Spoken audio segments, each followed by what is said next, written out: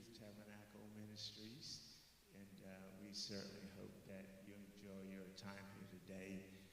As you came in, the Northex restrooms are to your right as you enter, left as you go out, all right? So let's have a word of prayer, if you don't mind. Gracious God, we just pause now at the beginning of this gathering just to acknowledge your presence and your wisdom. We do thank you for the gift of community and for the opportunity that we share together to work in community and to have a spirit that would bring change. We just pray tonight that as we do this forum, that we will be respectful of one another, that we will allow your presence to govern us, and that we will leave informed with enough knowledge to make a good decision. We commit Ward 3 and the city of Rocky Mount to you, but we want godly leadership, good guidance, and leadership that would take us into the future. We thank you now for this occasion. In your name we pray. Amen.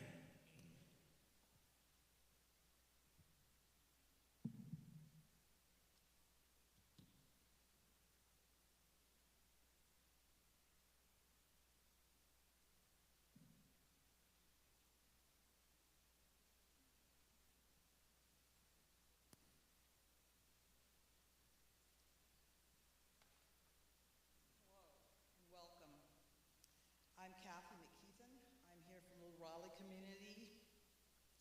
We're from Ward 3 in Nash County. I'll be one of the moderators tonight to help keep the discussion moving and on track. And with me? Hi, I'm Gloria Williams, and I'm one of the moderators as well. I'm from the Berkshire community, lived there about 53 years, and I'm here to help you guys stay on track as well. Now Kathy is going to give you an overview of the format for tonight's forum, and I will follow with some of the brief guidelines. All right, thank you, Gloria. Tonight's forum will be formatted into 4 rounds, with responses from each candidate in each round. Round 1 will be the introduction round. Round 2 will be the first of 2 rounds of questions. This first round of questions will consist of 2 questions that were submitted from the organizing committee. Round 3 will consist of 3 questions from the audience. You were probably asked when you came in if you had questions to submit, and I hope you did. All audience questions must be submitted on an index card, and those were available at the desk designated. If you have not provided a question already and want to, please provide your name in case we need to ask for clarifying questions. Round 4, the final round, will consist of closing remarks from each candidate. Before we begin, we will have just a few guidelines for the audience and the candidates. We ask for everyone's cooperation in following these guidelines. Candidates, honor the time limits, 2 minutes per answer or statement. Please answer the questions and stay on the topic. No interrupting of the speakers, no profanity, no name calling, and no personal attacks. Audience, no clapping or booing, no interrupting the responses, no interrupting the moderators. There will not be time for rebuttal or follow-up. We will advise you when you may cheer or applaud the candidates, and if and only time permits. Thank you. Round 1 is the candidate introduction round. Each candidate will have 2 minutes to tell us about yourself. For your convenience, we've placed a card in front of each candidate with the information we'd like for you to include. Your given name or name you prefer to be called, the county where you live, the address where you live, the neighborhood where you live, and then Please include any key information that you think we should know about you. We're going to ask Mr. Bronson to begin this round, and then for each of you to follow in subsequently. I want to say good evening to each and every one of you. My name is Bronson Williams. I want to be sure I follow the card as presented. Live in Edgecombe County, a lifelong resident of Edgecombe County. I reside at 1230 Cokie Road here in the city of Rocky Mount, North Carolina, which is a part of the Southeast Rocky Mount community, somewhat of the Jordan Hill part of the community as well. And my background information, I am not a podcaster. I am a television station owner, a radio station owner. I own a child care facility in Rocky Mount, North Carolina. I've been an entrepreneur just about all my life. The only job I actually had was working for the city of Rocky Mount at Sunset Park for a number of years during the summer, eventually going off to East Carolina University where I majored in communications with an understudy in marketing as well. But I just love Rocky Mount, North Carolina. I love Ward 3. I ran a couple of times for various elections in our community. That just shows just how committed I am to serving the residents of Rocky Mount, North Carolina. I do hope that by the time each and every one of you leave here, if you're Ward 3 voters, that you will consider voting for me. And if you're not a Ward 3 resident, that you will encourage someone to vote for yours truly, Bronson Williams. Again, I thank each and every one of you for attending on tonight. Hello, how's everybody doing tonight? So I want to start, Miss Chris, I'm going to ask her to play a video, and then I'll talk. My name is Charles Verb Robertson, and here's my story. I'm Charles Verb Robertson. I grew out of Ward 3 dirt. Clark Street helped shape who I am. It gave me some good memories, but it also left me homeless. It took my sister's life in a horrible fire that happened at my grandma's house. The fire was caused by poverty. We didn't have the money to fix what needed to be fixed. So when I talk about what the ward needs, I'm not guessing. I lived it. I walk these blocks every day, especially the hardest hit parts of Brant Street. I'm outside bringing safe, affordable housing to the seniors in the middle of the blight. I've seen up close and personal the struggles, and I'm invested. Mentally, spiritually, and financially. I put hundreds of thousands of dollars to be part of the change that I want to see. My blood, sweat, and tears. So I'm running for council seat of Ward 3. And I'm asking for your vote so we together can change this ward. Thank you. Your voice matters, and Charles is listening. Text or call him now at 252-314-94444. Brought to you by the Committee to Elect Charles Verb Robertson. I'm going to be respectful of the time. My name is Charles Verb Robertson.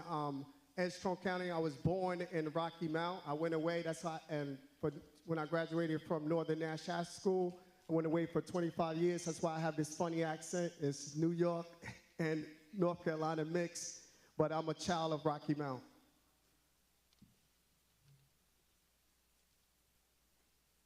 Good evening. Good evening.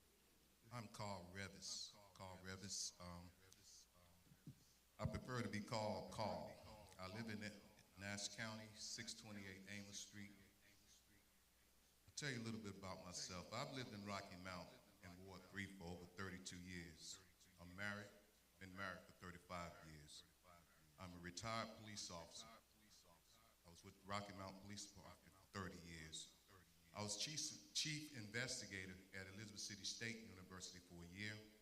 I also was a special agent for the Department of Insurance. I did insurance fraud for a year. 10 years on the Board of Adjustment in Rocky Mount. My core values were I learned with the city of Rocky Mount, and I learned that this is what we have to do in order to make sure that the city is going to be ran correctly. As a leader, you need to have professionalism. Everybody know what professionalism is. Simply means being trained and being able to be trained properly for the job. We talk about respect. Everybody here should know what respect is.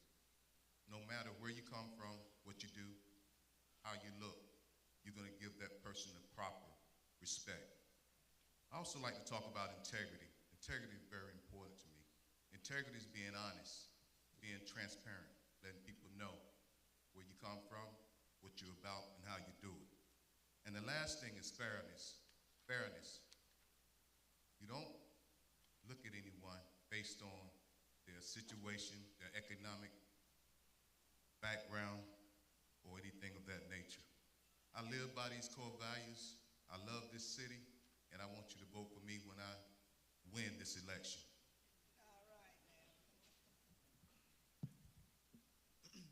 How everybody doing tonight? My name is Xavier Jones. I'm a lifelong resident of Edgecombe County community. I'm from 1108 Brownview Drive, Brown Acres community. And a little about me is I'm born and raised here.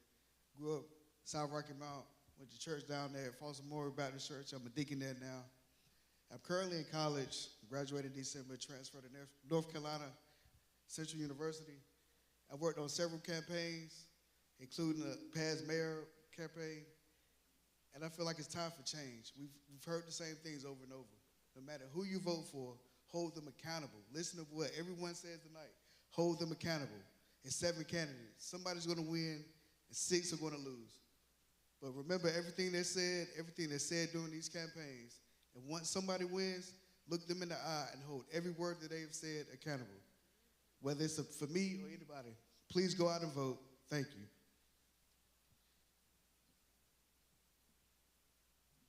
Good afternoon, everyone. My name is Nellene Richardson, and right now I am in between housing, but I will be completely at 1809 Duncan Drive in Berkshire. I have been working on that house myself, and so I'm in between, but I will be there completely. I go and I stay so many nights because I have 5 dogs there, and so I am a resident now of Berkshire, and I'm leaving from Reigate. I have been in Rocky Mount since 1984. I have been in the Corky Road, Brown Acres. I've been all throughout Ward 3. I've spent most of my adult life in Ward 3. I came down here to raise my kids. I'm from Washington, D.C. And what I found out when I came to Rocky Mount and I rode down Arlington Street, there were people waving in 1984, and I thought that to be so unique to a girl like me. And so I've done a lot of work in Ward 3. I continue to do the things that I see that Ward 3 needs. I've done a host of things, from helping women with substance abuse problems to helping the seniors in the community, to just doing what has to be done. I believe that Ward 3 needs a lot of help, and I've been just consecutively working in that ward. That's what I do. I am the 2nd chair of the Democratic Party for Edgecombe County, and I work hard there. What I found out is whatever I put my hand to, I am supposed to do my best, whether it's cleaning a toilet or helping people get better. I was raised that way, to do the best that I could be, and I believe that I am the best candidate for Ward 3. Good evening, everyone. My name is Crystal Williams Anderson. I actually live on the Edgecombe County side of Ward 3. My address is 316 Swift Road, right off Fairview. I live in the historic Edgemont Community Association neighborhood, which is Planter. You have Hill Street over in that area. A little bit about myself. I am a registered nurse. I'm married to a police officer. My background, which is not too important, my education, but I do have a degree in rehabilitation, a degree in nursing, and one in public health. I believe I am the best candidate for this area because I came to Rocky Mount about 5 years ago to work, and I've been working since I got here. Started off at Nash General doing dialysis and just learning a little bit more about the community and finding out what's going on and the needs that it need. And so I jumped in head first about 4 years ago, ran for political office, and so getting to know more about the area and just finding out exactly where can I plant my feet at and be seen. I'm here. If you have any questions, I can be reached at 772-203-4406. and I just feel as though I've been doing the work. I have no connection, so therefore I am able to put the people's voice first, given the mere fact is I have no affiliations, and I have no family members that I have to put first before them or any friends or associates. So I feel as though I'm the best person for affiliations, and I have no family members that I have to put first before them or any friends or associates. So I feel as though I'm the best person for this position, given the mere fact is that I have no restrictions. And that's me.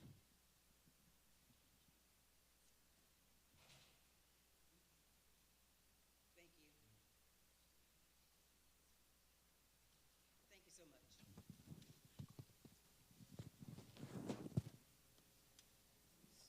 Thank you so much. We're going to ask the audience if you have any questions on your index cards and have not turned them in yet, please do so by 6:30. Okay?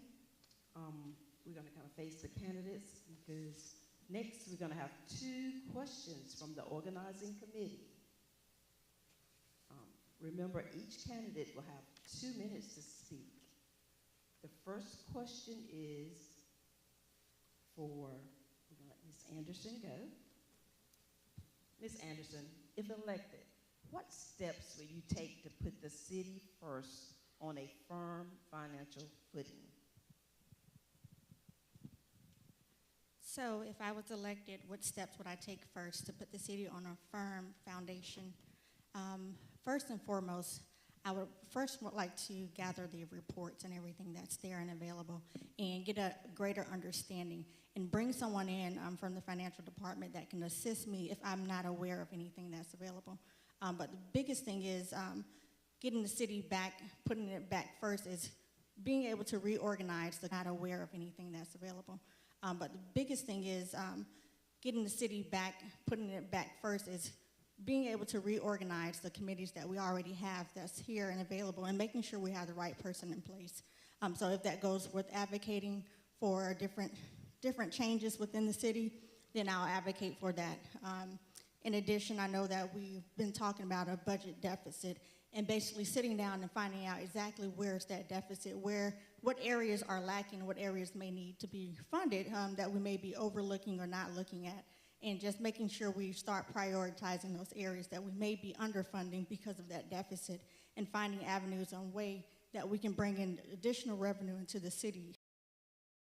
Having more be looking at or public investment opportunity. My first step, sitting on the budget, understand are aware of what needs to be done. Thank you so much. Mr. Williams, if elected, what steps would you take to put the city on a firm financial footing? Okay, I want to first be sure that the city is on a firm financial footing and that we are operating within our budget. Since 2014, I've been heavily engaged in the City of Rocky Mount's budget process, going to their budget work sessions, going to their committee of a whole meetings, going to their city council meetings as well, because I thought it was important to understand what that was. That's when I, at one time, thought the city operated in a profit, and they don't. Municipalities have surpluses, so I was educated on that. But as far as a firm foundation, it's being sure that our city is operating within its budget, being sure that we have a strong tax collection, and being sure that information is verified. One pastor once said, you don't get what you expect, you get what you inspect. And so it's very important that we hold the city staff accountable for whatever their job role is when it comes to finances. But I do hope and trust that the city is on a stable financial platform that will enable us to continue to grow and move our city forward. But again, it's all about being sure that we follow the guidelines of the budget as well as maintain a steady tax rate, because oftentimes we see this city council in the most recent years have been raising taxes on our citizens, and we need to work on how we can reduce our tax rate, because we do know that there are seniors in our community who live on fixed incomes. In fact, all of us live on fixed income to some capacity. And so we got to be sure that our tax rate makes sense, and so that means the city also must operate within its budget. There may be some things you can't do right now. There's some things that you've got to lay out, and so that's why I'm a firm believer in the comprehensive plan, being sure that we have those strategic plans in place, that we follow through what we say we're going to do. We check back on those things to be sure we do it, because a lot of things we don't do. Okay, thank you so much. And we want to be sure we stick to our 2 minutes. Mr. Robinson. Yes, so I met with the city manager's office, and what's great right now, how we got in this position where we're not on a firm financial footing, we didn't have a financial director. Our new city manager has secured a financial director now, and another way that we stay on it is to stay on our budget and to grow our city. And my ideas of growing the city is taking some of these dilapidated houses and putting them back on the tax roll, right? Right where we at now, we have a lot of dilapidated houses outside. The city gets money from utilities, the city gets money from property taxes, right? So if we could take these houses in our ward and we have a high rental rate, the city has money, we have to leverage that money to make homeowners, right? We can pull in and get more homeowners, we get more people invest in our communities, we get our tax base grow, and then we can start getting ourselves on a better financial footing. But as long as we have all these houses in our communities that's dilapidated and no one's living in it, we're losing money. So we got to start generating money by bringing these houses back on our tax roll and making homeowners in our ward. Thank you so much. Mr. Rivas? Repeat the question, please. Okay, if elected, what steps would you take to put the city on a firm financial footing? Well, to be on a firm financial footing, I think that's what you said. Footing? Yeah, footing. It has to be just like you're running your own household. You have to make sure that you're bringing in more than you're giving out. In order to do that, a city has to realize that we have to look at our budget, we have to look at our tax base, and we got to make sure that what we're doing is not going to overextend us. Now, as far as dilapidated housing and things of that nature, it costs money to do that, and I realize that dilapidated homes belong to someone. Someone owns them, okay? We got owners. And if we have owners, we need to be strict on making sure that they take care of that instead of putting a burden on the city to have to do that. Next thing I would say is that if you think about budgeting, you're going to think about a budget director, you're going to think about a person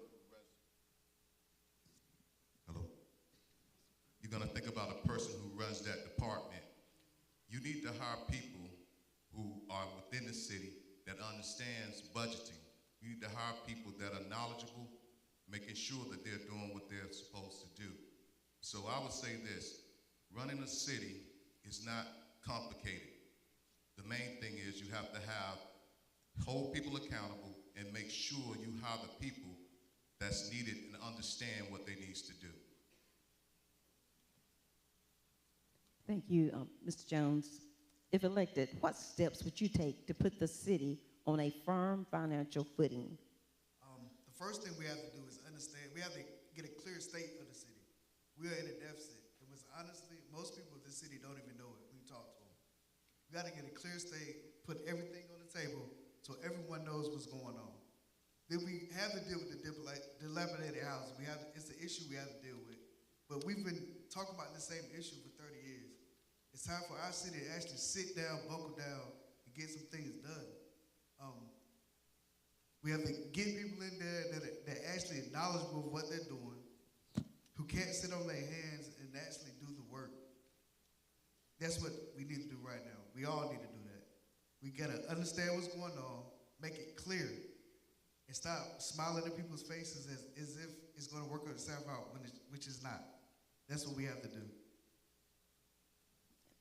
Thank you. Ms. Richardson? Okay. If elected, what steps would you take to put the city on a firm financial footing? The first thing I would do is to sit down with the other city councilmen and the financial department to see where we are. I don't want to say that I would go in and do this and do that. What I want to do is go in and learn and really make a difference in our city, because we can always project what we're going to do, but I don't know what the budget is. I do not know how we're functioning on the budget that we have. I need to look and see what we have, what we're working with, and where do we go from here. Because if I don't know how many millions of dollars we have to put in something, how can I project that I'm going to make a firm and decision? I like to know what I'm working with, because I think we make too many prejudgments on what to do when we don't know what to do. I really want to know. I want to go into city council and make a difference financially, physically, mentally, and spiritually, because that's the only way we're going to change. Thank you so much. Thank you. The second question from the committee was, if you were to receive $1 million grant to be used for any city purposes, what purposes would you push for, and what are the reasons for your choices? And as we're trying to alternate the order of responses, I'm going to start down here with Ms. Richardson, which I think is a follow-through on what you were just saying, that you didn't know how much money. So if you received $1 million grant, you know that's what you've got to work with. What purposes would you push for, and what are the reasons for that? Okay. The purpose, if I had $1 million grant to work with, first I'd work with our seniors. Just started a program for seniors. And I would push for that because somehow down the line we're forgetting our seniors. That's one area I would like to work on. But we talk a lot about the crime rate. I would like to find some funding to help our young men that find it necessary to hit the streets and do the things that they do. I would like to do some type of education, rehabilitation, and work closer with the reentry program to get these young men on the right tracks so that we can cut down the criminal activity in our wards and in the city of Rocky Mount. Some schooling, some education, some letting them understand, some trainings, anything that it takes to get these young men on the right track so that our seniors won't fall victim to them. Thank you. Next, I'll ask Mr. Robertson. How you doing? You had an answer. Well, I have received almost $1 million grant for this city. I worked to get a grant for this city. I went to the Department of Commerce in Raleigh because I had a vision when I saw our downtown of Howard Street. I had a vision of it being an arts district. And I went and knocked on everybody's door in this city. I did a video showcasing how it could look. And then I went to the Department of Commerce. And when I went there, they gave me all these grants. So I didn't have the skills in writing a grant, so I went out and I banged on everybody's door to Councilman Andre Knight and TJ Walker got me a grant writer. We got a grant writer for 3 months. I put the grant in front of them. I said, please write for this grant. We got awarded $800,000 for that grant. Then she wrote for another grant for Black Wealth, the Gap. We got awarded $75,000. So we almost got $1 million, $875,000. And why I wanted an arts district in downtown? Because in Wilson has used an arts district to generate over $300 million for their town. Our arts district will bring our buildings back online. To bring those buildings back online, we can use people in Ward 3. People in Ward 3 come to me all the time that got out of jail that can't get a job. But when we start rebuilding our buildings, they can get a job and get a skill apprenticeship under other people. And it would be a destination location in our city that would grow our city. It's proven. Wilson has done it and other cities have done it. So I would use that $1 million to leverage it to grow our city, to get a return. People told me when I got the grant writer that we wasn't going to get a return. The city paid $21,000 for that grant writer, and we got $875,000.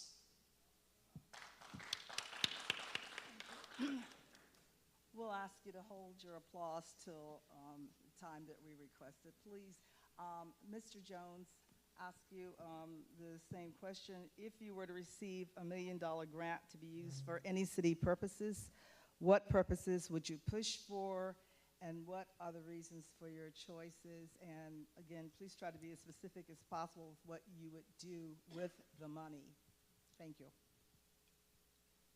As someone that's written grants before, first thing I would do is set up something for the homeowners here and for the ones that own those homes that are being rented out. We have to beautify the area, because when you live somewhere that looks a certain way, if it affects your self-esteem and how you react, which that influences the crime that's in the area. Then I will put part of it toward gun violence. We have a lot of gun violence here in this area. We have a lot of idle hands that have nothing to do, that we have a lot of mental health issues, drug issues in this area. We need to focus on that. Specifically, we do have to find some way to get job training in this area also. A lot of people have, if we have people with the knowledge to do things, things will get done. So that's what we have to do. When it comes to the grants, there's a lot of issues with getting grants, especially when it goes to housing. A lot of people don't really even know how to fill out those grants. They get the papers, they don't understand it, and then no one's at the city to help them understand what's going on. So therefore, we have to put money toward training for everyone. Okay. Thank you. Next, Mr. Rivas. With the $1 million grant, the first thing I would think about is economics. Economics is simple. If we think about Ward 3, we don't have a drugstore. If you think about Ward 3, we really don't have any type of grocery stores, things of that nature. So let's think about building something that's going to help people to build up the community. When I say that, I mean something simple. We think about no drugstore in the area. Why not? $1 million, maybe that can entice a drugstore to come in, and we talk about senior citizens who need medication, but they can't get any because there's nowhere we can get it unless we go across to the west of town with the major drugstores. You talk about the CVS's and your Walgreens. Another thing we're talking about, if we can build a nice grocery store near the Berkshire community, South Acres, over in this area, don't you think that people would have access to better living conditions because they don't have to spend money or get on a bus or try to get a ride across town?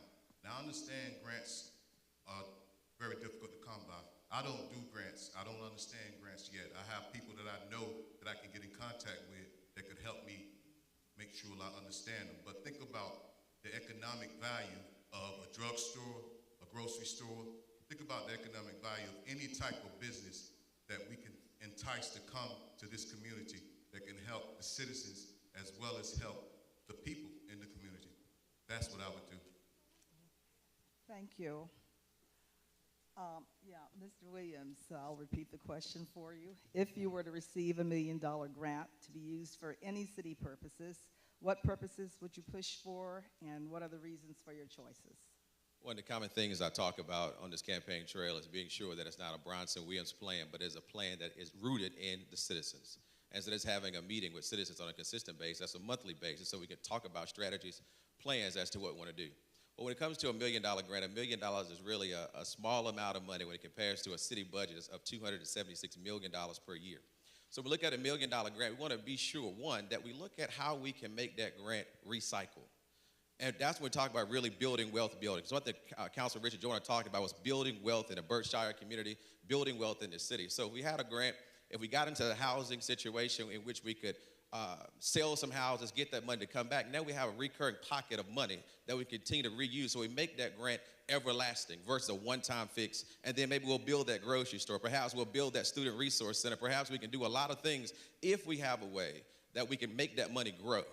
And 5 times itself, 6 times itself, or whatever it is. That's what I believe that I would do, and I hope that we'll have community support with it. But again, it's not what Bronson Williams would do. If I'm elected city council person, it is what we as a community would do together through our great brainstorming and working together to grow Ward 3 and this city of Rocky Mount. Thank you. Ms. Anderson? So if we were awarded a $1 million grant, and specifically, I would want to make sure that grant is specifically for Ward 3. What I would do specifically for that grant is we have several neighborhood associations that are actively and functioning here in our community. And a lot of them are looking at a community wealth building. So I would divvy up some of those funds to those community associations. That way they can take it back into their community because they know what their community is asking for. They know the needs of their community. And so if they had the funds that they could actually take those homes that they already know that's within their community and flip them and get a return on investment, and they can fund their accounts and continue that process.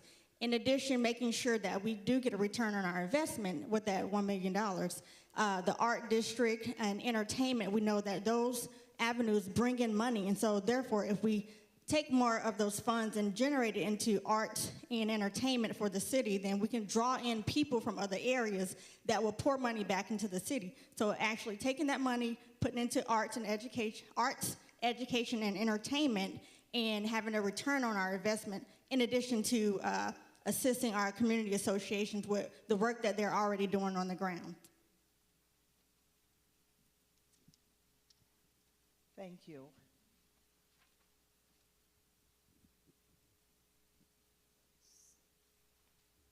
Thank you so much. Now we're going to ask 3 questions from the audience. Candidates will have 2 minutes each to answer the question. And on the index cards, they were supposed to put their name on here, just in case we couldn't read what was written on the card. So what I may do is the person that asked that may stand up and ask that question if we can't figure it out. Thank you so much.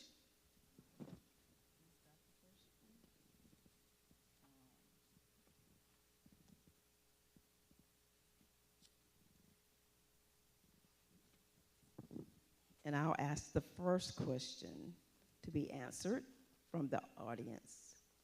I'll ask Ms. Richardson. We'll ask you the first question, okay?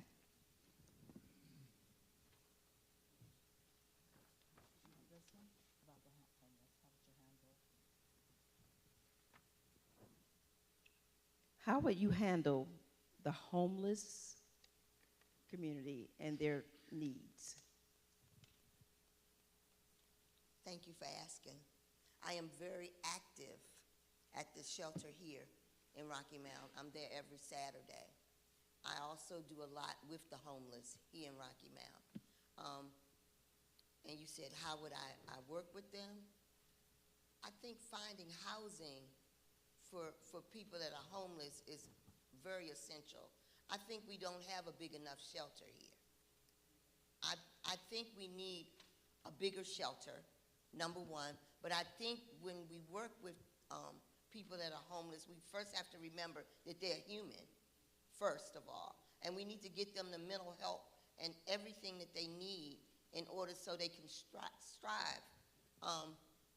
Also, what I believe is that we need to set up some type of program that will take them from homelessness to housing and give them the supports that they need to be able to maintain those houses once they get there. Because a lot of them just don't know. It's a lot of mental health that goes on in homelessness, and we just have to start addressing those things. And I work with them a lot because I am a mental health specialist. So I go out there and I talk to them, I help them, I help feed them, I help clothe them, I do what needs to be done. And I think if all of us would take the time to just talk to someone, you'd be very surprised how intelligent a lot of them are. They've just lost their way. Ms. Anderson? How would you handle the homeless and the community needs? First, I would actually take the time to sit down and have a conversation with those that are homeless and bringing together a task force, because at the end of the day, there's a lot of mental health issues that they're dealing with that kind of leads them into this homeless journey. In addition to that, I will look at other models that are around the country and what other models are working for homeless shelters, because I know several times that our homeless shelter has faced issues of coming close to closing. So there's something that we need to do as far as implement programs within the shelter to make sure that when the individuals are coming into the shelter, they have the resources that they need. And the community is warm and inviting, and that we have this village mentality, whereas it's just not the shelter that's caring for the individuals, it's actually the entire community. And so if we can build that network and support system for the individuals that are dealing with homelessness, then we can kind of help them come from their situations, making sure they have the resources when it comes to mental health, health care, when it comes to education, because it becomes a cycle. And if you think about it, the cycle that's going on, we have to break the cycle somewhere. And we have to first, for one, communicate and sit down and take the time to learn and understand what's really going on and what's truly happening. Because most of the time we see individuals that are homeless, they turn to drugs and alcohol, and sometimes they use that to suppress what's going on in their lives. And if we actually sit down and hear their stories and what's going on, all it takes is that support system that they have missed, or someone who didn't pour into their lives. And that's what I would do. Okay, Mr. Williams, we're going to ask you the same question. How would you handle the homeless community needs as well? Absolutely. That is a question and a conversation that's been in the City Council chamber for quite some time. With the increased funding that the City of Rocky Mount has been given to United Christian Ministries to support the homelessness in our community. And similar to what Ms. Krista Williams-Anderson talked about, you really have to have conversation with people. Too often, we try to tell people what we want them to be, how we want them to be, versus who are they? What is your desire? What is the resource that you're actually lacking so we can invest our time, effort, and attention in doing that? But too often, I think we spin our wheels over and over again trying to keep up with some type of, I don't know, keeping up with the Joneses, I guess is a lack of a better word that I can say, versus getting down to it. But I also understand this, that the poor shall be with us always. And that is why it's our requirement to have that helping hand, to help our brother and sister along the way. But what does that help look like? It has to be concrete, it has to be precise, and it has to be duplicatable. So that once that method or process is in place, we know how to have that conversation, we know how to get the right responses from those individuals who find themselves in a situation, so we can move them from where they are to truly where they want to be versus where we want them to be. Okay, thank you. Charles, what are your plans for housing?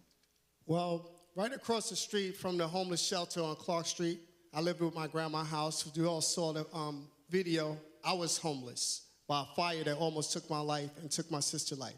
Since that fire, God has blessed me to be able to provide over 50 housing options in this city. And a lot of them, I have someone in the audience right now. I don't know if he want to stand up. He was a homeless veteran, and he lives in one of my housing units right now. So I provide housing for homeless, and I was so honored for the Bassett Shelter to be the keynote speaker. And when I found out about the crisis that they was going through, I immediately contacted the news. And I tell you this, we went on the news and we sound the alarm. We had a breakfast for champion. And Miss Linda is in the audience now. You could check this. We raised the most money 2 weeks ago than she raised in the history of the Breakfast for Champions.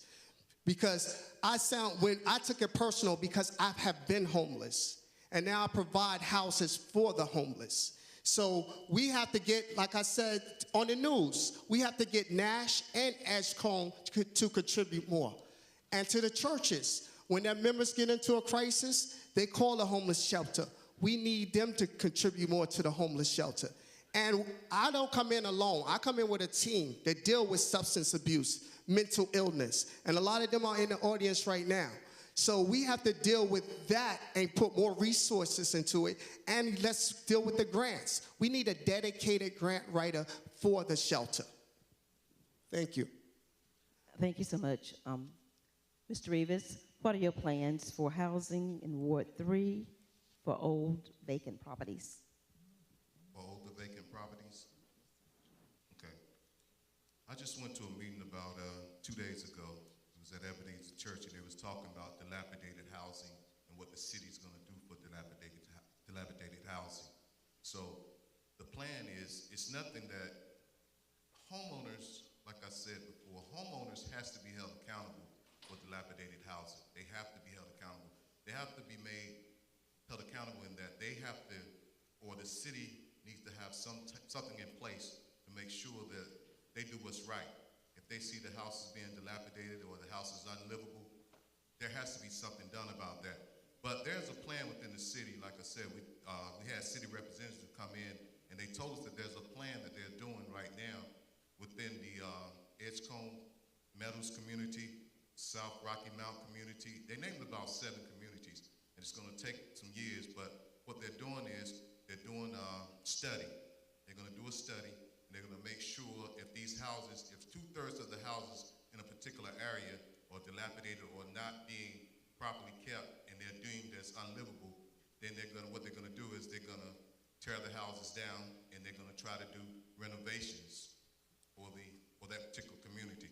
So I feel as though that is good, but it takes a while. I think if we go through the ownership, the people who own the houses, and put more pressure on them to get these houses removed.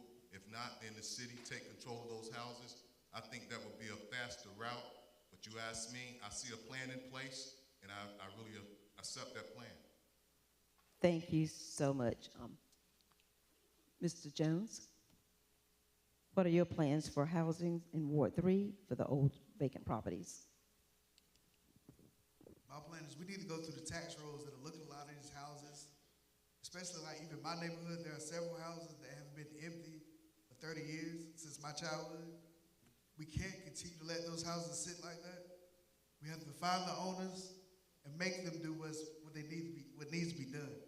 Either sell the house, fix it up and rent it out, or just tear it down. We need some, because there are houses, okay, we can walk outside across the street from this church.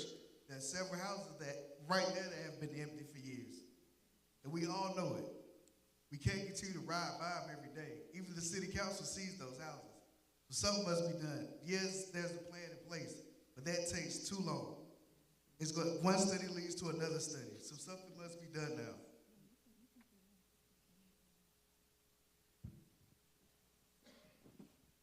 Thank you so much. Ms. Kathy is going to ask the next question.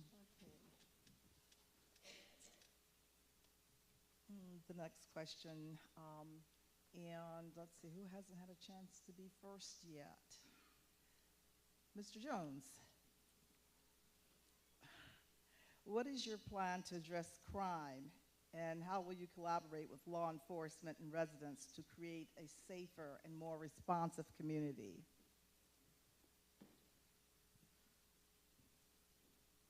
To address the crime in Ward 3, we can't continue to do the same thing we've been doing. It's going to take the community to get involved. Each one of us in every neighborhood to sit down. I'm going to form a team together, get members of each community to get their community involved, talk to each community every week if we have to, and address what's going on. If you see something, say something. We have to get in better relations with the police department. Get the police department to come out, talk to the communities, get them involved together. It's not us against them or them against us. We're together as one city, one community. So Ward 3 is one. We got to get everybody involved, each community involved, each community member to sit down and talk about what the issues regarding the crime in their areas. Thank you. Mr. Rivas? Yes, well, I'm a 30-year veteran at the police department, so I understand about crime. Now you're talking in my wheelhouse. The first thing we need to do as far as where crime is concerned is that, just as the prior candidate said, you gotta have the community involved. But other than that, there has to be a connect between the police department and the community. In saying that, we have to support technology for the police department. There's a lot of technology out there, such as ShotSpotter, card readers, things of that nature, that can help us solve crimes. I was an investigator. I ran investigations, major crimes for about 15 years at the police department, and I realized that technology, as well as citizens, is going to what's going to reduce crime.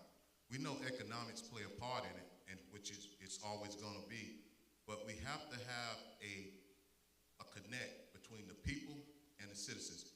We got to get these police officers out of their cars. We got to have community meetings all over the city and let the people in that community know what officer is actually working that particular area they're living in. When they realize who's working that area, they're gonna have a connect with them, and they're gonna have trust. So we're gonna get calls from people, and they can help us reduce crime. And the last thing I'll say is that he said the main thing, see something, say something, but you have to have that trust. You have to build that bond for them to be able to say something.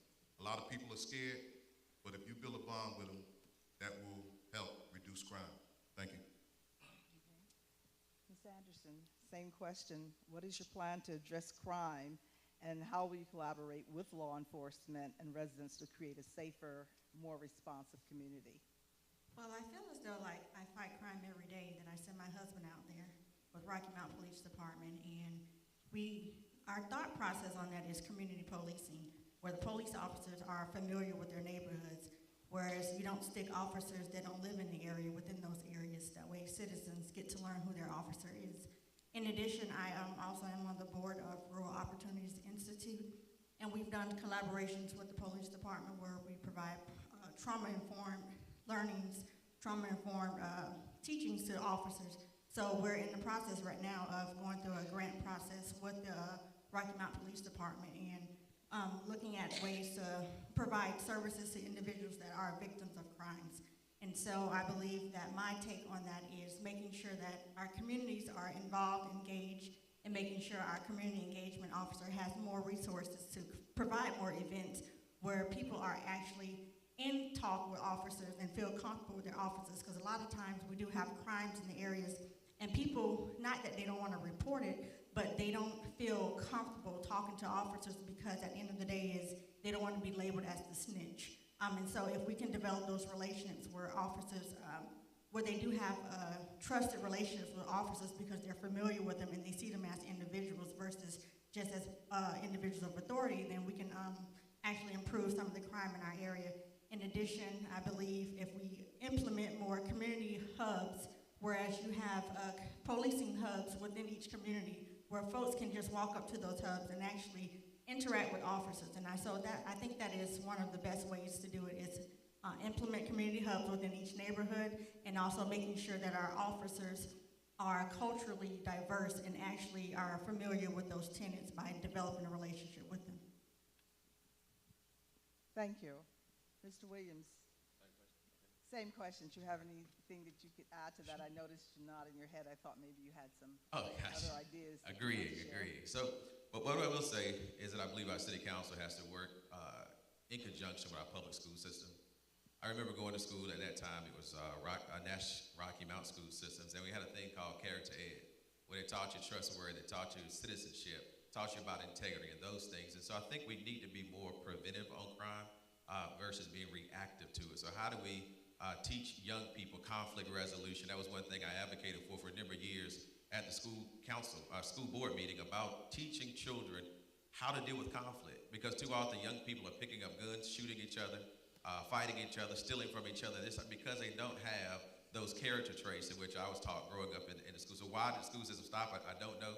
But I do believe this, that it's not a blame game situation, that the city council has to work in conjunction with our school systems. They have to work in conjunction with our community colleges and everything else, and not as their lane and this other thing, but it's all of us together because we're all sharing the same roads, we're sharing the same grocery stores, we're sharing everything. And so that would be my situation as it relates to fighting crime in Rocky Mount. As I knocked on everybody's door, one of the common questions I asked people was, do you feel safe in your community? And the common theme was, yes, they do. And so there's this rhetoric out here that people in Ward 3 just feel unsafe. And I have not received an answer in which people say they feel unsafe in their community. That they feel safe as I ride my bike to this neighborhood. I feel safe in the community, with the exception of loose dogs. We got to deal with that situation. But other than that, we're pretty good. Excuse me. Right up the block from here was one of the hottest crime zones, I was told by the police. And I said, I want to buy these apartments right there on Branch Street. And when I bought these apartments on Branch Street, it was crazy. The first day that I bought them, it was a shooting. And the police came to me and they said, we want to get access to your cameras. That night they came back and set 6 of my apartments on fire. And I said, I bought these apartments in honor of my grandma, because my grandma's house, I lost my sister in. I said, I want to honor her. So everybody told me, you're crazy. It's murders, it's rapes, it's prostitution houses here. And I said, you know what? They're not going to stop me, so I bought them. And there's some council members in here now that can verify this who was with me. And they came back and they set them on fire. And everybody said, run, Charles. I said, no, they're not going to win. So we came in and we rebuilt them back. It was 9 apartments, and now we have 12 apartments. And we said we're going to make them for safe, affordable senior housing. And all that crime, they had bees on the trees. The police took me and showed me they had gang signs all over my dumpsters. They had spray painted bees on the trees for bloods, and the police told me this was blood territory. I said, no, it's God's territory now, and we're going to take over back these apartments, and we're going to give them to seniors. And now y'all can ride by them. I got my grandma picture on the sign, and I got community members, Miss Mary Warren, and other seniors surrounding my grandma. We took them over. I put gates over in those apartments, so now it's a gated community. And the seniors that they told me no seniors will ever come here. What are you trying to do? You trying to get them killed? Now we have seniors living there saying that they feel safe. This is a model. And I thank you, Councilman Joyner, from the pulpit, from the council seat, you praising the work that we've done. And I thank you, Councilman Andre Knight, for being there for the sign revealing. But this is a model that we can use to fight crime. And some of those members that was there, now they're cleaning up the community. Thanks to Pastor Gunner, that's right on the corner. They're cleaning up the community. So this is a model that we can use to fight crime. Invest in our community. Thank you so much, Mr. Robertson. I think your time was up there. The next question will be for Mr. Rivas. Give you a moment, please. Share the specific action you would take to bring awareness to Ward 3 communities to make sure areas that have felt ignored are included.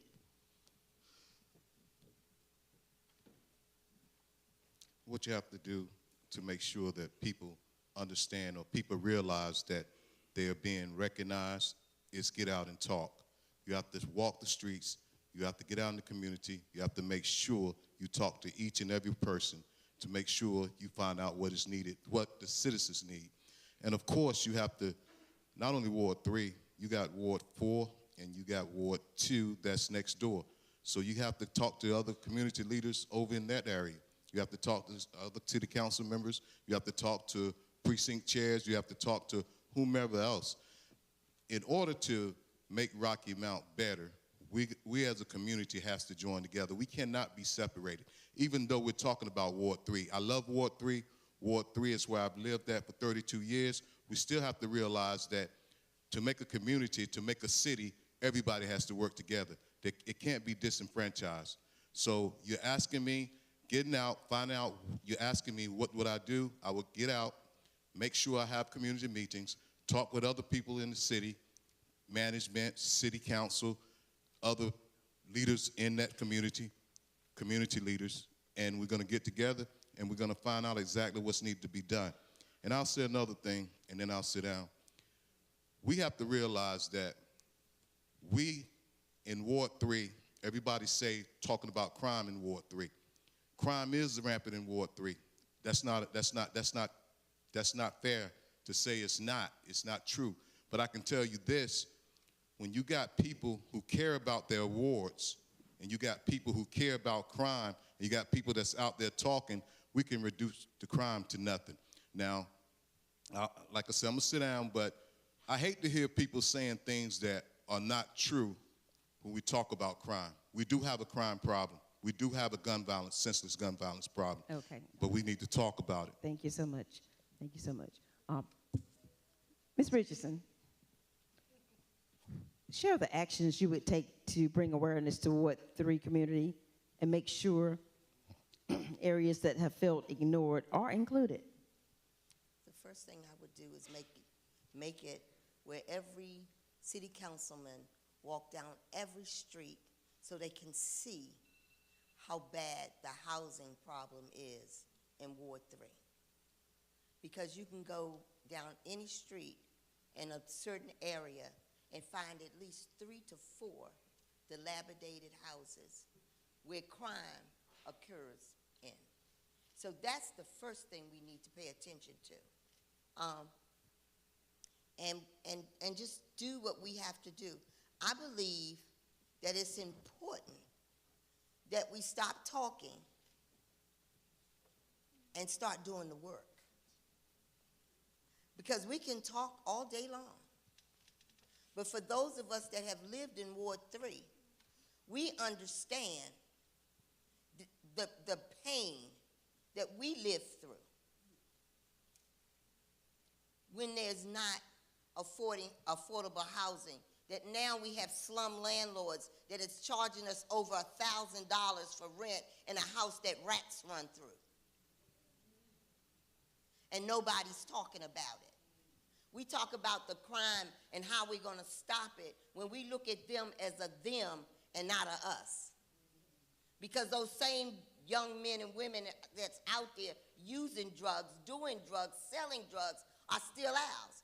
I bet you somebody in here, just about everybody, has somebody that's in that ward or somewhere in Rocky Mount that's doing something illegal. Stuff starts at home. We train them at home. We stop it at home. Ward 3 is ours. We stop it at home. Thank you so much, ma'am. Mr. Jones? Actions you would take to bring awareness to Ward 3 communities and make sure areas that have felt ignored are included. Just like the last candidate said, we got to put a magnifying glass on our ward. There are a lot of issues that a lot of people like that know and sweep under the rug. We all need to sit down and buckle down and find out what's our main priorities when it comes to our ward. We all need to sit down and buckle down and find out what's our main priorities when it comes to our ward. But it's not the issue in certain neighborhoods. Houses, when they be having to come at night. We have to sit down and have meetings together. It's our home. Protect our home. Yes, it is one home together.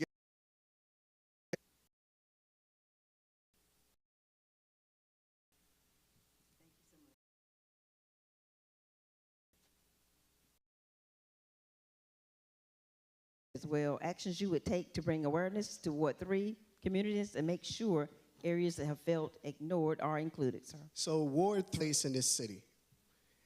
Edgecombe County, we on the worst in state list. We have the third shortest lifespan, highest unemployment, HIV rate through the roof. On my first day, I will call for a state of emergency.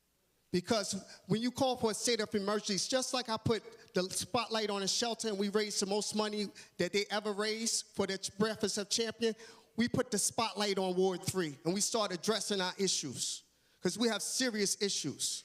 And then the salary that I get, $17,640 a year, that's going to be invested back into the ward. For all 4 years, that's over $70,000 that I'm not taking that's going to be invested back in the ward. This ward is personal to me. I grew up in this ward. I lost a lot, and I invested. When I went away and I came back, I got a couple of coins. I didn't go anywhere else. I went to Branch Street. Even though they tried to burn me out, I still took my money and I put it back in Branch Street. So this is very personal to me. Us being in last place, us being ignored, I'm going to make sure that our voice is so loud that this city would never ignore Ward 3 anymore. And that state of emergency is just one of the things I'm going to do. Investing all the salary, when y'all put me in that seat, back into the ward, that's another thing I'm going to do. And that's going to go to a grant writer so we can address these issues that we're dealing with. That's going to go to these nonprofits like in this room that have boots on the ground doing the work with little to no money. But they have the passion, and they know this ward. They know the people. I seen Robert McBride take people off the street that broke into my house as a drug and take them to rehab. I seen Rise Up Kings and Queens do their thing. Take the kids and form youth programs. We have to invest back into our community, and I'm saying right here, I'm taking the money and investing it back, the whole salary. Thank you, Mr. Robertson. Mr. Williams. we'll let you address that question as well. Absolutely. One thing I have been doing as a member of the Redevelopment Commission, that very study he was talking about, Mr. Carr, is I've been advocating for Southeast Rocky Mountain around the Y.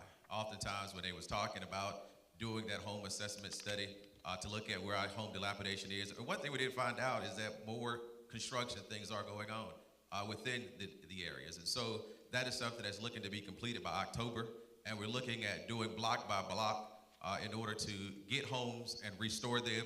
A lot of times with these abandoned and dilapidated homes is because there isn't true ownership. You got heirs, heired property, no one knows who got this, and so it takes a while. One thing the city does have the power to do is do with tax foreclosures.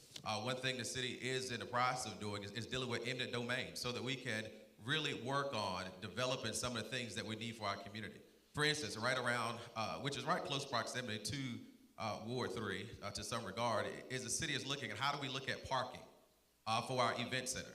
And so you have a couple of landowners right now who are trying to hold and get more money for their particular property and holding up growth in our community.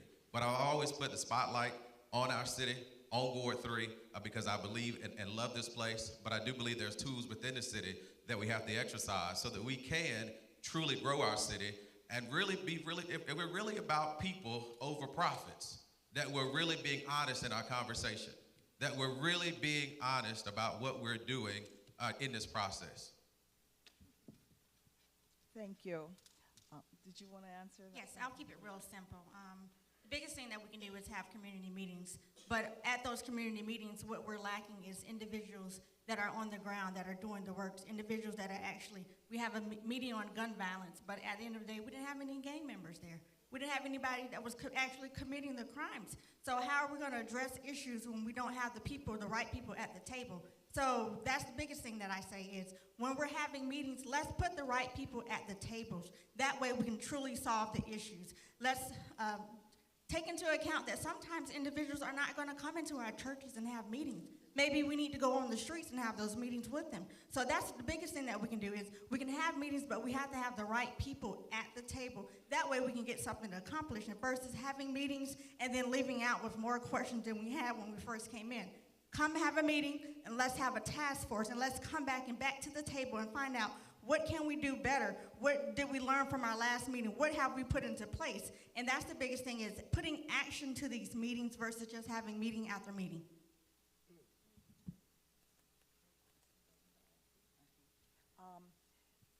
You might have noticed we've asked probably, it seems like more than 3 questions, although from the audience, but they were related questions, and so we thought it was important to ask all of them. You've been really good on time tonight, so thank you for that. Just one additional question from the audience here, and it's related again to your comments and the questions we've asked before.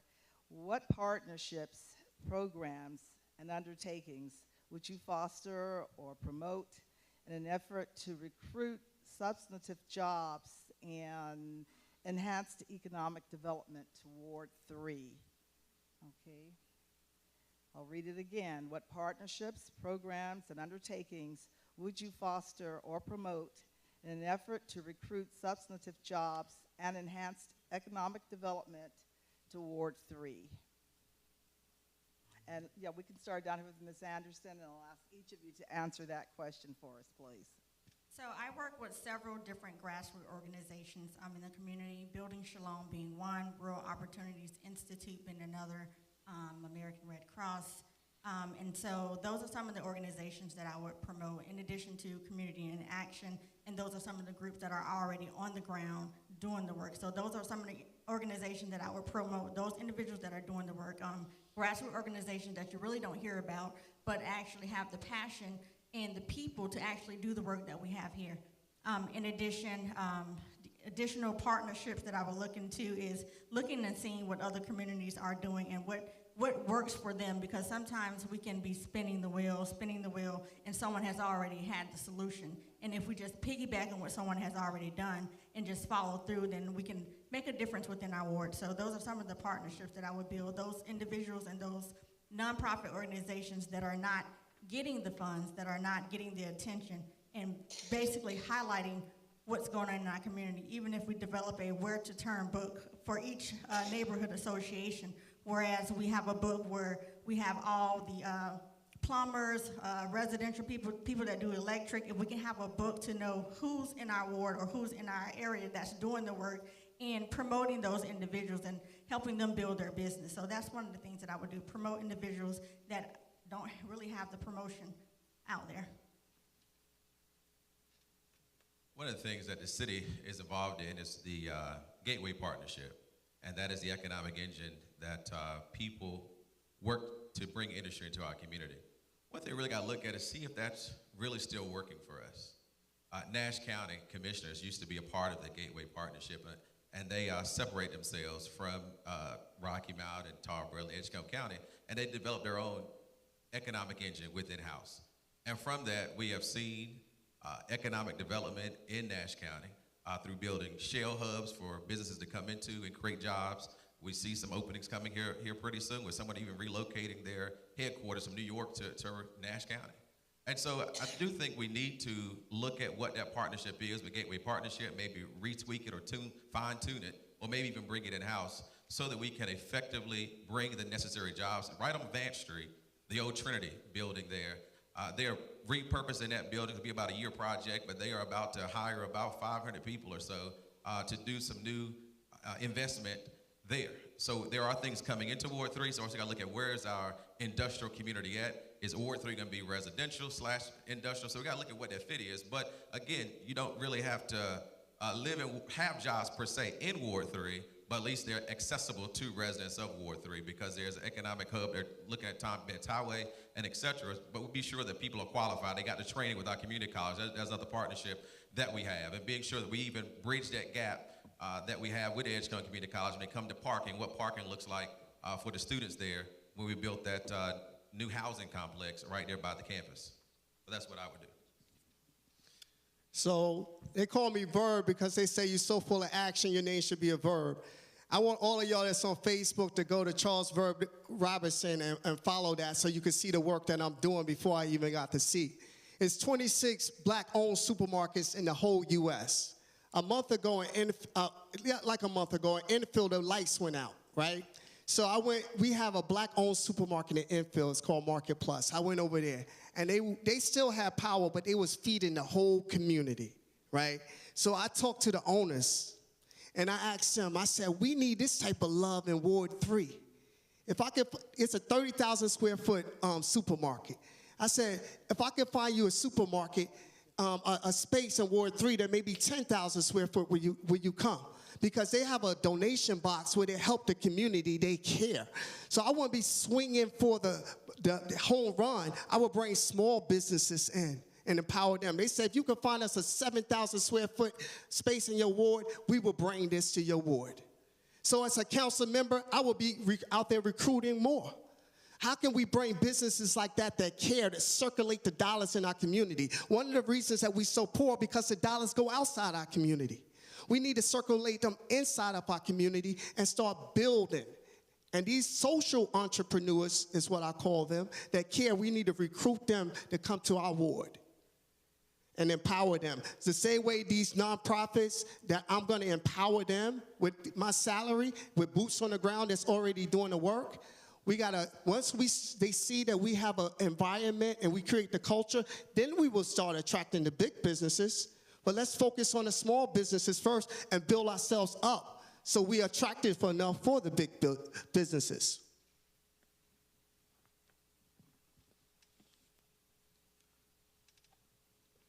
Ward 3 has no businesses per se in Ward 3. We got to have job training first, okay? I worked at the Edgecombe Community College as an evening director, and they have positions, I wouldn't say positions, but they have the authority to help people find jobs, help people train for jobs, and things of that nature. So what I'm trying to make you understand here is that in order for us to become viable in our community, we have to have job training. In order for us to bring jobs here, we have to have economic stability. So we can sit here and talk about all the things we plan on doing and can do, but in order for us to do it, it has to be moved on, okay? So we don't need to think about things that are I wouldn't call them unreachable, but we need to think about things that are doable. We know that the community college in Tarboro trains people. We know that there are places that we can get people, once we get them trained, then we get the jobs. But it's economics.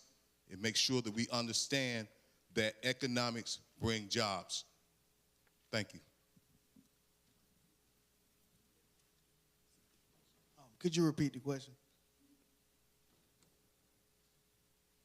Yeah, I could. Okay.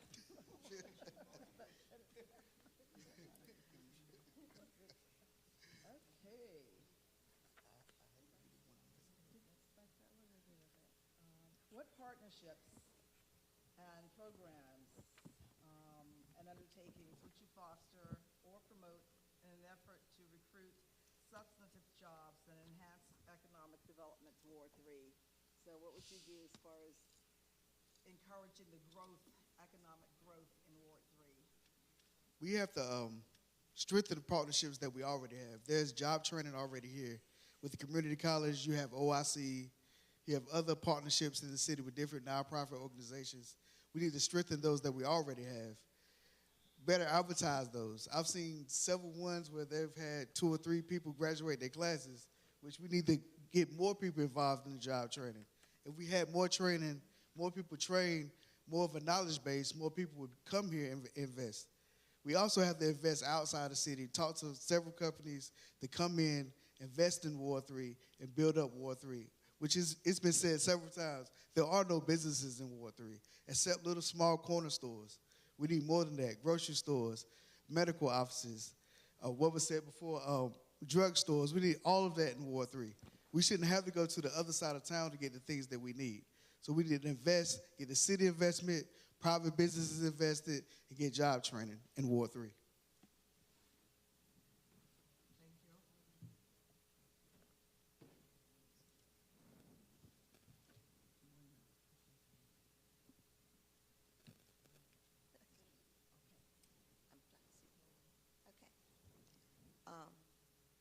What you said? What? Partnerships, programs. Right. Okay. What I would do is I'm going to always go to the reentry program, and the reason I say the reentry program and to actually pour more into the reentry program is because we do have a criminal aspect going on in Ward 3, and we find a lot of felons that are in Ward 3.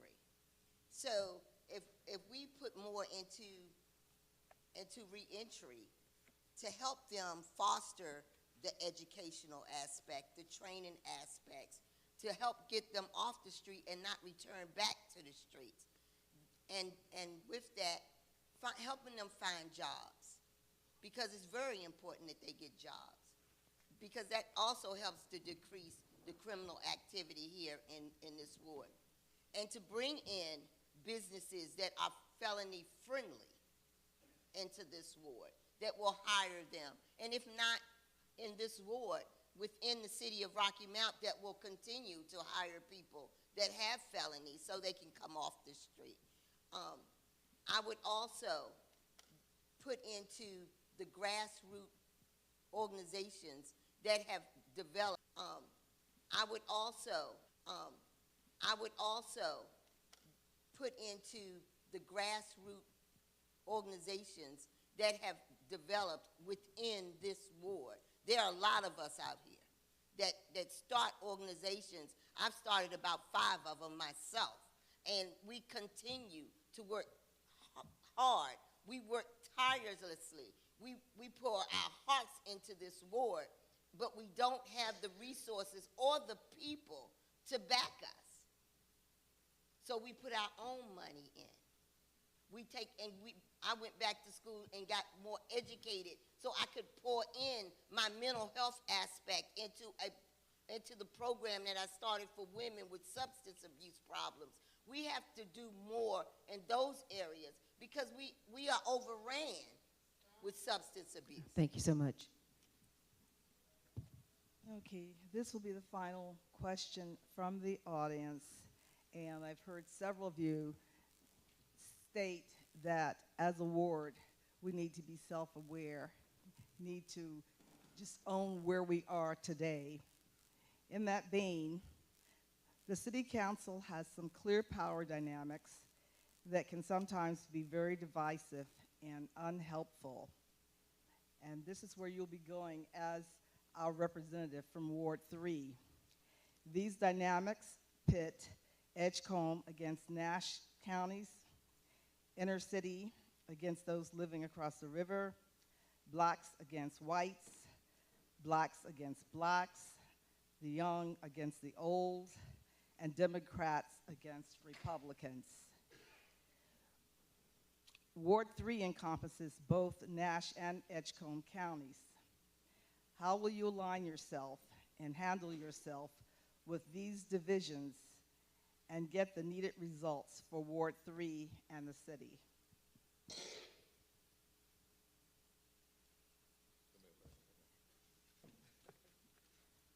So again, listen to the question.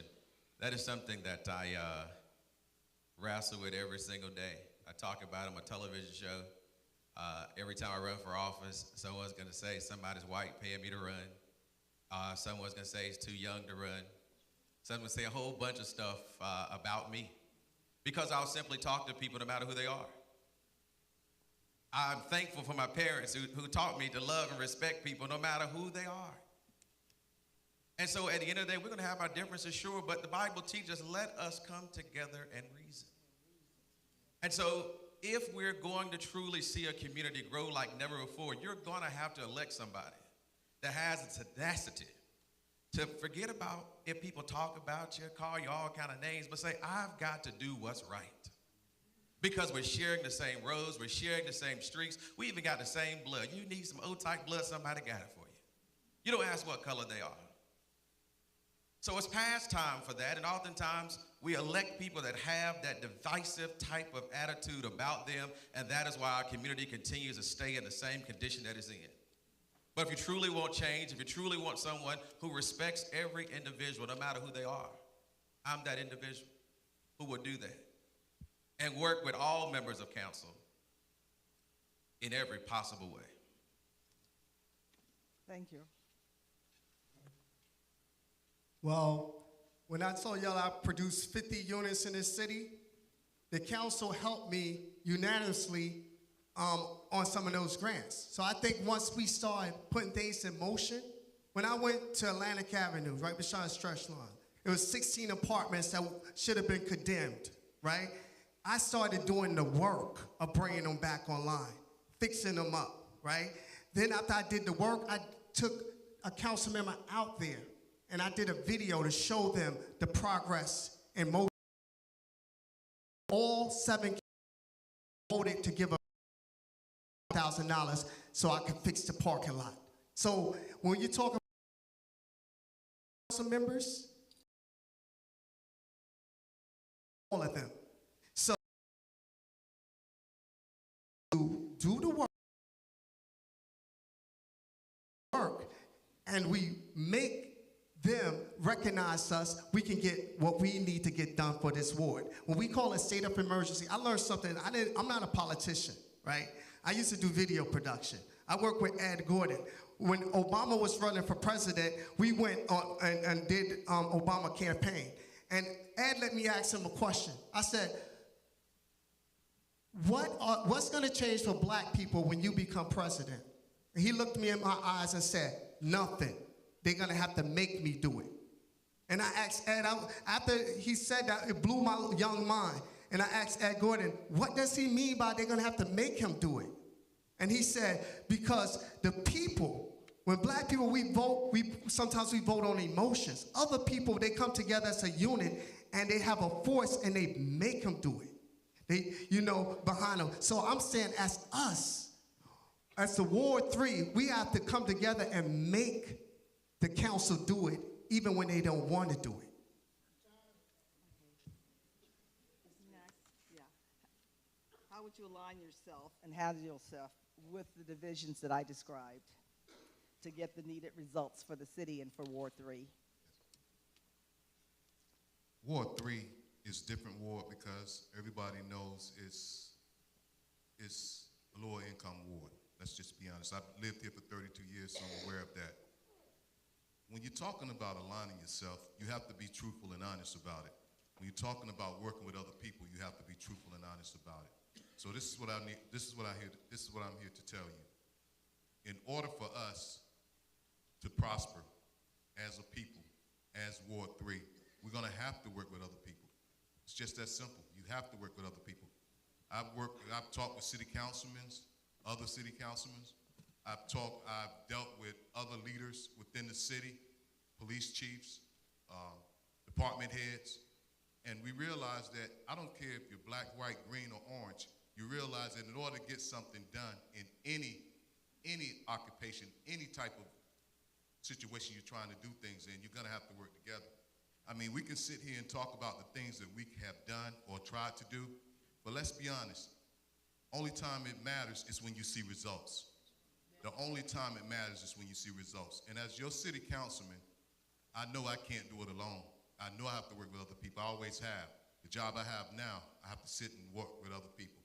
I'm not gonna sit here and try to fabricate or tell you anything different. It takes a village to raise people. It takes working together with everybody to make a city better. Mr. Jones? Like the last candidate said, how he said it takes a village.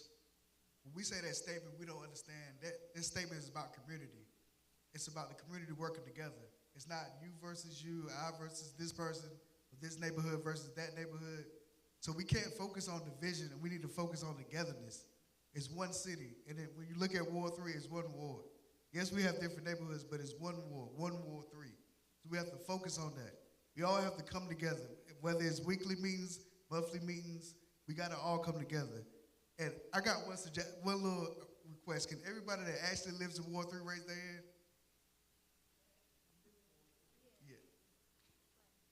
And a lot of our meetings, I asked that for one reason. At a lot of our meetings, the people in Ward 3 aren't there. So we gotta come together. When you go home, talk to your neighbors about what's going on. Come together and talk to your people in your church about what's going on. What's the issues that's going on? Because a lot of our meetings, I've been to them personally, you don't see a lot of people there. And the people that are there are people that aren't from Ward 3. So we gotta figure out a way to get us all to come together and talk about what's going on.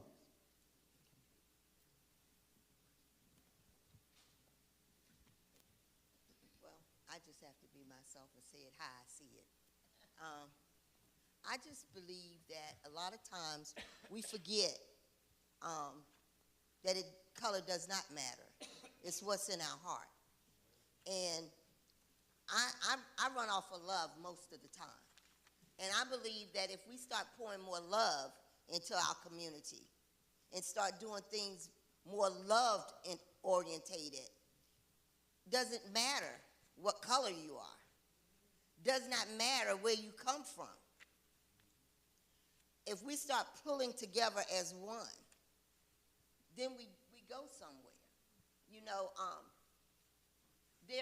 everything that I've ever done was always out of love. You know, don't get paid for what I do.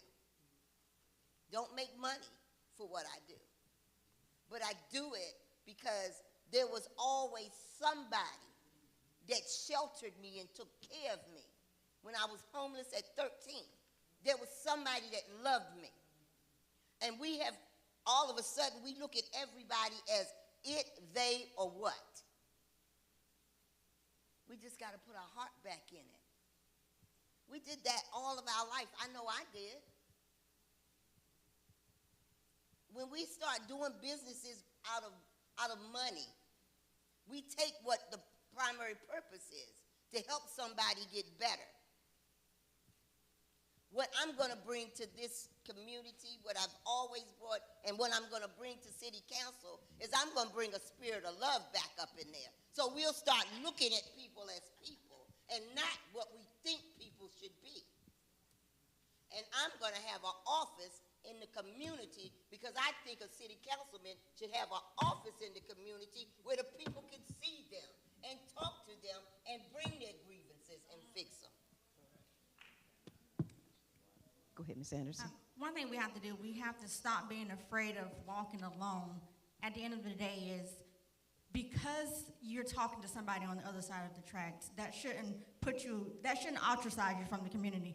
I recall when I first got here, and I'm from Florida, and we're very culturally diverse, and I talked to any and whoever was willing to talk to me, but one thing that I heard within the community is, oh, she's being bankrolled by the other side, oh, she's this, oh, she's that, oh, she doesn't like black people. And that's the one thing, we have to learn to check one another. Check each other, check your family members, hold them accountable, and stop being fearful of walking alone and being different. That's one thing that will hinder us from working together. The other thing is, if you think about it, a bully is only a bully when they have a crowd. A bully is only a bully when they have a crowd. So if you start developing relationships with individuals that you don't know, who you don't know, you realize that you have some of the same things, some of the same issues. We have some of the same issues, and because we haven't developed that relationship, then we don't know, and then we become very divisive, and we divide one another. But that's the biggest thing is learning to develop that relationship, and then when you have someone who's bad-mouthing one of your community members, speak up for them, stand up for them. Don't allow someone to drag somebody else's name in the ground. Hold each other accountable, and if we're going to continue to work together as a community, we have to come together and put our differences aside to get that mission accomplished. Because at the end of the day, we can go to work, we can go to sporting events, we can celebrate together, we can do things together, but then we can't come together as a ward and work together on one accord because you're Republican or you're Democrat, because you're black, you're white. What's going on? But we come together and celebrate when we come to sporting events. So that's the same difference, is develop a relationship, not because of who team you're celebrating, not because of what party you're with. Develop a relationship and get to know each other for who they really are, not what they're wearing, not what they have on, not where they, sorry.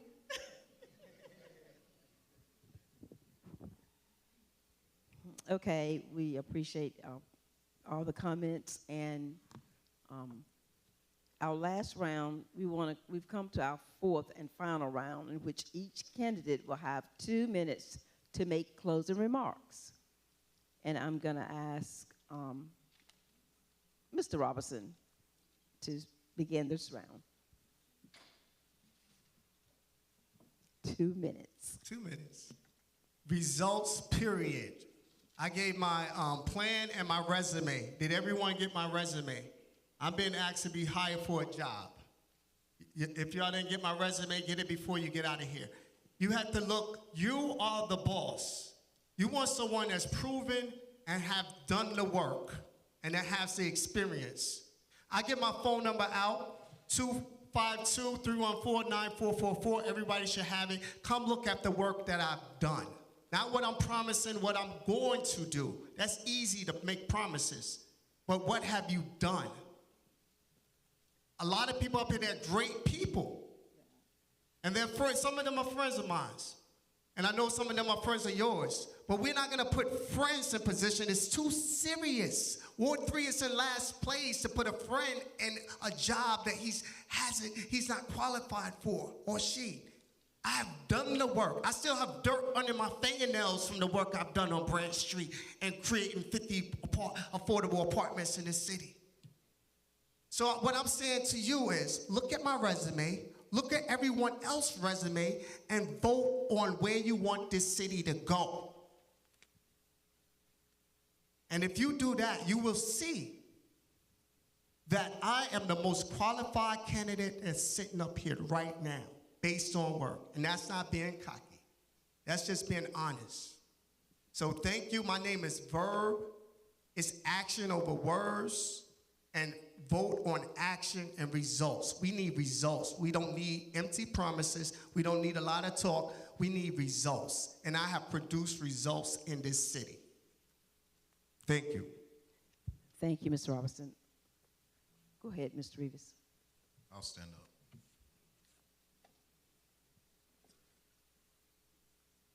I'm seeking the election for city council to bring a fresh voice, a fresh voice. I just heard the previous candidate say he's done a lot, but I've done a lot also in the city. I worked for the city for 30 years. I lived in the city for over 32 years. I'm married. I have gotten out and I've walked these streets. I've talked to people of senseless gun violence. I've talked to victims. I've talked to suspects. I have talked to people. I have set up programs for kids. I've mentored people with drugs. I've done the right thing by people. Now, when you talk about a resume, let's look at a true resume. Have you been here all your life? Have you been here half your life? Have you done what you do? Are you trying to make money, or are you trying to do the right thing for the city? Those are things we need to look at when we talk about resumes, when we talk about people who actually has been here that's doing the work. I risked my life for the city, and I will risk it again for city council. I'm not afraid to talk to people about what's right. I'm not afraid to talk to people about what's wrong. But we know, as a city, we got to do what's right. We know the condition of this city, and everybody here does. And as your city councilman, I'm going to hold people accountable. I'm going to make sure they're doing the right thing. I can tell you all the things that I have done, and it'll take a while to let you know that I've been an advocate for this city for over 30 years. I've lived in my ward. I know the goods and bads. I've lived here, never left. I want to be your city councilman. I want to do the right thing for Ward 3, and I want to do the right thing for the city of Rocky Mount. Thank you, sir. Mr. Jones? You've heard a lot tonight. We've heard a lot from every single candidate that's up here. Remember what you've heard and understand that we all are aiming for the same thing to make this ward better. We can talk about resumes, we can talk about a lot of eyes, but it's about we, it's about us. Everyone that's in this room, everyone that's in this ward, it's about us. You vote based on that. Vote based on who you believe can make this ward better and take it into the future. Whether you vote for me or not, I want you to still hold me accountable, because I'm not leaving, I'm still here, I'm gonna be here. And hopefully you've memorized all these faces. Make sure that every person that's up here stays here. When you see them, say something to them. Hold us accountable for everything that we've said so far and everything that we said we're going to do. Thank you. Ms. Richardson? Again, what I bring to this community and will bring to the city of Rocky Mount is a person that will fight for you, that will listen to you, that will advocate for you. Not just me, but for you. I am a person that have struggled here and have survived here. I have learned that we can help each other get better. I want to be your city councilwoman because, number one, we got too much testosterone up there. And I needed to say that.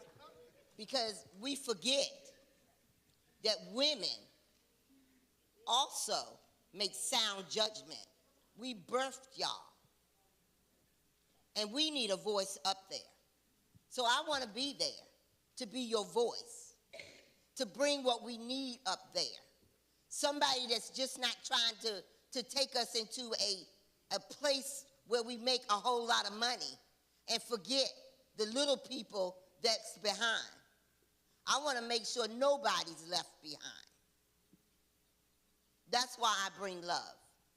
That's why I've started a lot of grassroots organizations. That's why I fight every day for Ward 3.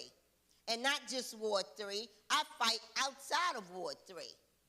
I made a conscious decision not to go to the other forum where I am the second chair of the Democratic Party.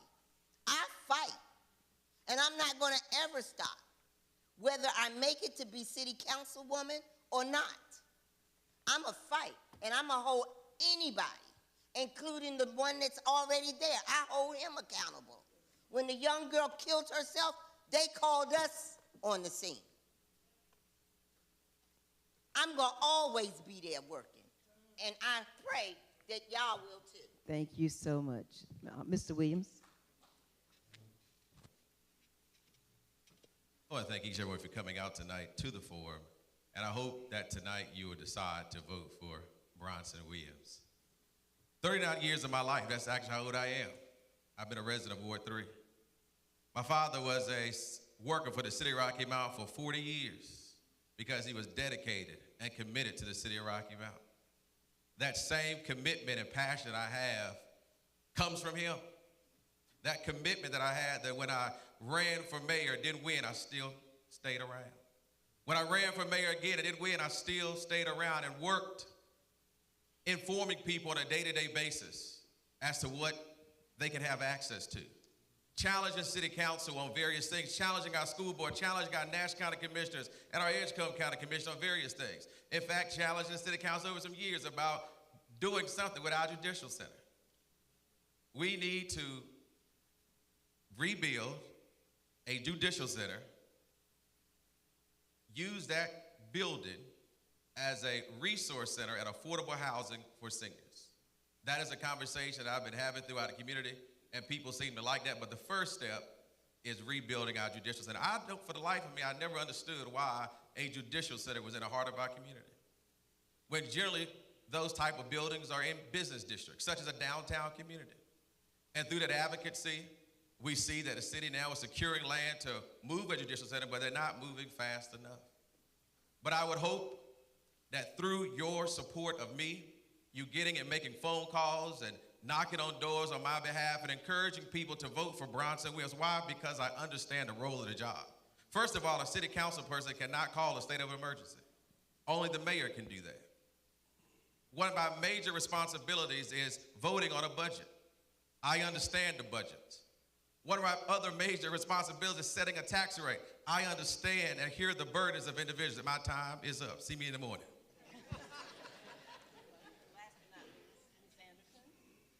Again, my name is Crystal Williams Anderson, and I'm asking, as we go to the election this year, that you put your vote in for me or one of these other candidates. It doesn't matter to me. At the end of the day, my biggest concern is that we have a council person, woman or man, that is able to unify this community, able to bring us together. Given that there's 7 of us that's running, there's no reason why this ward should not become the top ward in this community. There's 7 of us, 7 qualified individuals who have a passion and a love for this city. And there's no reason why we don't all continue to work together. So as you go and vote, remember me, Crystal Williams Anderson, 2 women on board. 2 women. Yes, we have enough testosterone on the board already. We need a woman that has passion, someone who is a motherly figure. I'm not saying that we're going to bring that trait here, but someone who's willing to talk and not fearful. Someone who has experiences, lived experiences.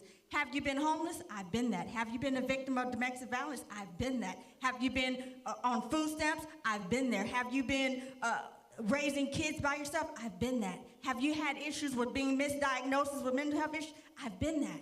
I've had experience, I've lived it, and I've been resilient. And so therefore, I can speak for the people of this community because I've experienced just about every single thing that you say that you've been through. I've been through it in my 41 years. I've been there.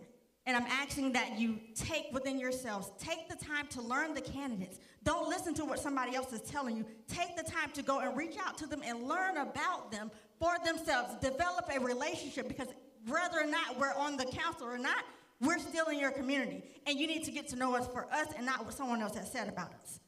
Vote Crystal Williams Anderson. Thank you.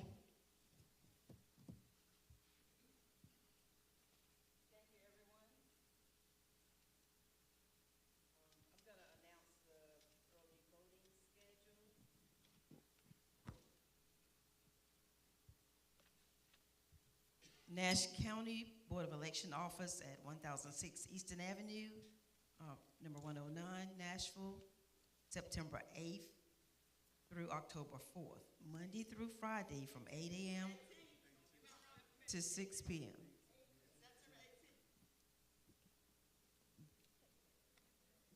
September 18th. Early voting. Okay. The Braswell Memorial Library, 727 North Grace Street, Rocky Mount, September 29th through October 4th, Monday through Friday from 11 a.m. to 6 p.m. On Saturday, October 4th, 8 a.m. to 3 p.m. That was Nash County. In Edgecombe County Administration Building, 201 St. Andrew Street in Tarboro, September 18th through the 19th, 8 a.m. to 6 p.m. September 22nd through the 26th, 8 a.m. to 6 p.m. September 29th, October 3rd, 8 a.m. to 6 p.m. and October 4th, 8 a.m. to 3 p.m. The Rocky Mount Department of Social Service at 301 South Fairview Road in Rocky Mount, September 29th through October 3rd, Monday through Friday from 11 a.m. to 6 p.m., Saturday, October 4th, 8 a.m. to 3 p.m. And of course, Election Day, October 7th, 6:30 a.m. to 7:30 p.m.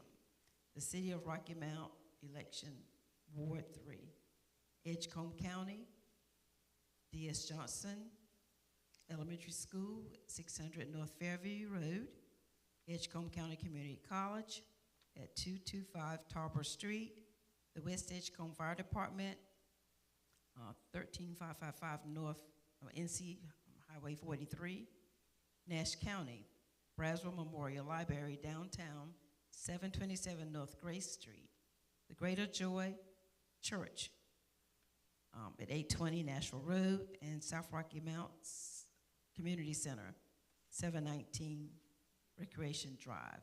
For more information, need a ride to the polls, call 252-908-5976 or 252-972-1174 for citizens with disabilities.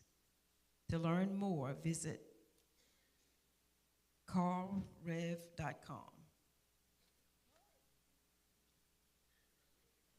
That's callrev.com website, I assume.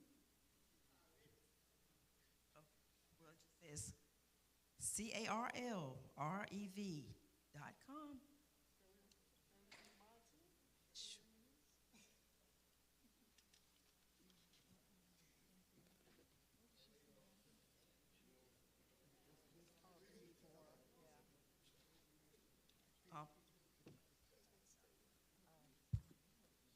Okay, it's just voting information.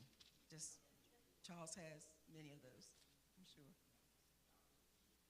Okay, thank you so much.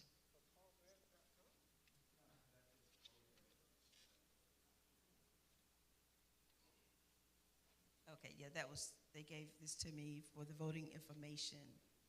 And we just want to encourage each and every one to go out and vote. To your voting places you always go to. And I'm actually here to do the closing remarks. First, we want to thank Bishop Haywood Parker for allowing us to use this beautiful facility. My first time here, and it is gorgeous. I'm going to have to come back and visit. And we want to thank the Berkshire community, Berkshire Acres community, for organizing this event. Thank you all for showing up, showing that you care about your communities. Like I said, I lived in Ward 3 for over 53 years, and we want good people in place. We're going to miss Reverend Joyner. So that's going to do it for this evening. If anyone else have anything they want to add.